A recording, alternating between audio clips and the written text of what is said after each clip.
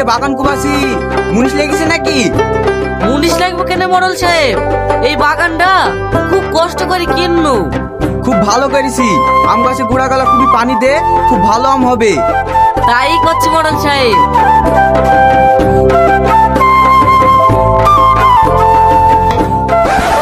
কি ব্যাপার, কিসের শব্দ হইলো?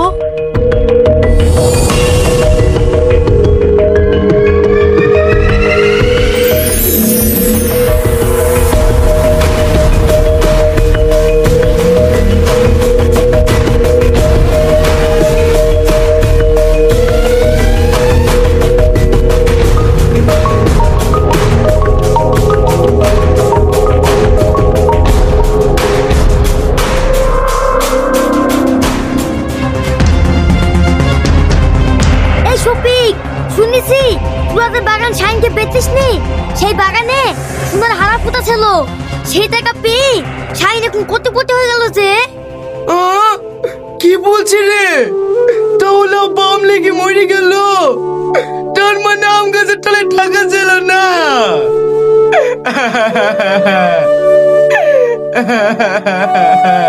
এইভাবে প্যান প্যান করে কাঁদো না তো, চলো শাইনের কাছে।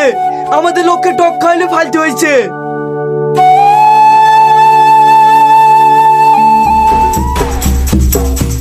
এই শাহিন, বাড়িতে আছি, তাড়াতাড়ি বেরিয়ে আয়।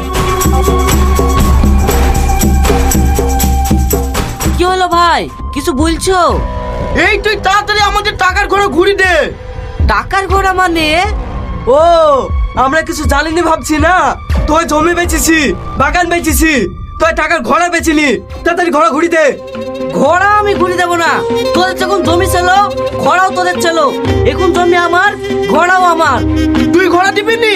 তোর বাপ ঘোড়া দেবে। থাম, আমি এক্ষুনি মরলের কাছে যাচ্ছি।